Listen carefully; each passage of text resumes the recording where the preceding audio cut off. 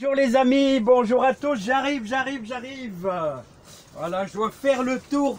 Alors les amis, j'espère que ça va bien. On a eu une année formidable, une année extraordinaire, avec beaucoup de tomates et beaucoup de réussite dans le jardin. Il y a eu des péripéties, il y a eu beaucoup de pluie au mois d'avril, ce qui fait que j'ai pas beaucoup de pommes, les amis.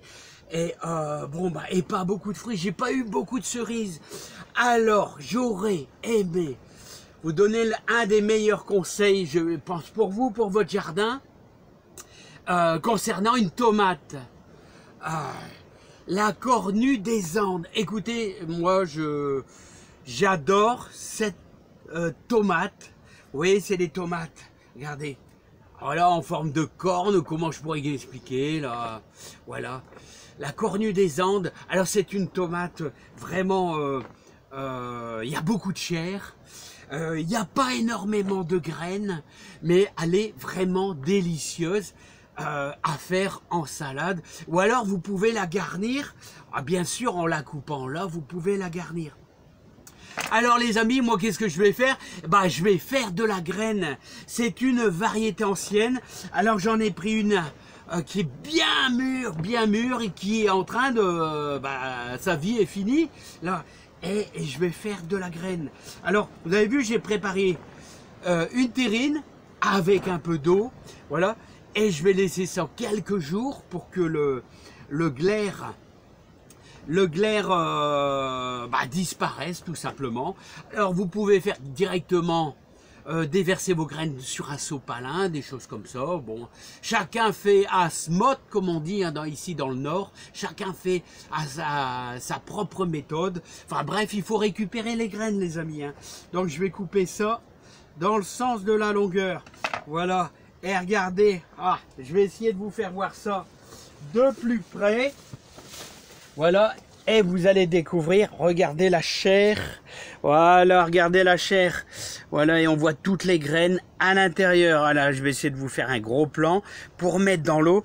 Alors voilà, la cornue des Andes, vous voyez, regardez, et franchement, elle est délicieuse, c'est une tomate délicieuse, voilà, un petit peu comme la Stupis, un petit peu sucré, voilà, il faut un petit poil de sel et vous allez vous régaler, c'est génial. Non mais sans déconner, c'est une super bonne tomate à mettre au jardin, variété ancienne les amis.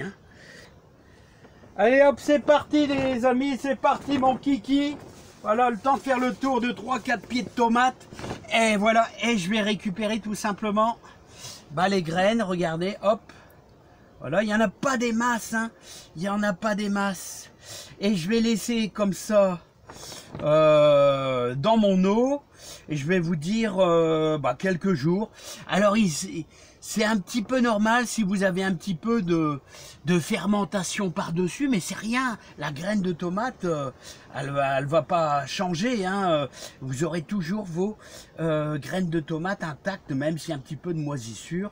Voilà, moi je fais ça, c'est pour enlever, vous savez, l'espèce de glaire que vous avez autour. Regardez, il n'y a pas beaucoup de graines, il n'y a vraiment pas beaucoup de graines. Et vous avez un petit peu de glaire, et puis grâce à ça, en le mettant dans l'eau, d'ici quelques jours, il n'y a plus rien. Voilà, alors vous avez vu, il n'y a pas énormément. Alors l'avantage, c'est que c'est une tomate ancienne, donc on peut récupérer les graines. Et regardez à l'intérieur. Alors je vais vous faire voir ça.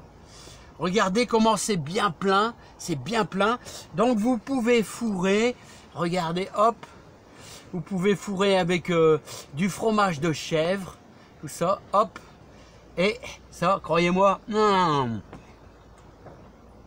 c'est vraiment une tomate délicieuse, vraiment une tomate délicieuse.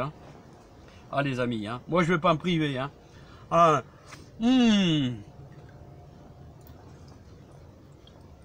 Alors je vous invite les amis à la mettre dans votre jardin. Voilà. Alors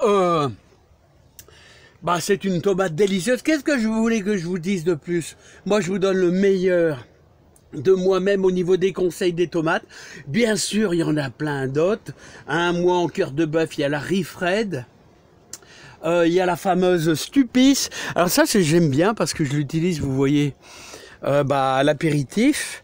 Alors c'est des toutes petites tomates, là, vous voyez, mais qui sont magnifiques. Bon, bien sûr, on va attaquer le mois d'octobre, là, ça devient délicat, hein. Ça devient délicat. Bon, les amis, moi je vous dis, la cornue des Andes, mettez-en dans votre jardin, vous ne serez pas déçus. C'est une tomate délicieuse. Je vous dis à bientôt et dans quelques jours, ce que je vais faire, les amis, c'est que je vais passer ça à la passette tout simplement et je vais les mettre sur un petit sopalin, sur un petit papier pour les faire sécher. Alors bien sec, bien séché. Et vous les mettez précieusement dans un petit pot, genre petit pot médicament, là, comment je pourrais dire, où il y a un petit peu de, je sais plus, sel pour empêcher l'humidité. Ça tient très bien les petits pots à médicaments, ou UPSA, enfin bon, vous voyez ce que je veux dire, les pots à aspirine, les trucs comme ça, hein, de médicaments, vous mettez toutes vos graines là-dedans, et vous allez voir, variété ancienne, vous pouvez récupérer les graines, et vous aurez une bonne tomate pour l'année prochaine, semée dans un terreau de semis, et ensuite repiquée dans un bon terreau horticole. Et l'été prochain, vous m'en direz des nouvelles. Allez, à bientôt. On a un petit peu de pluie dans le nord. Ouais, on a un petit peu de pluie et un petit peu de vent. Mais on va attaquer le mois d'octobre dès dimanche, je crois. Allez, à bientôt.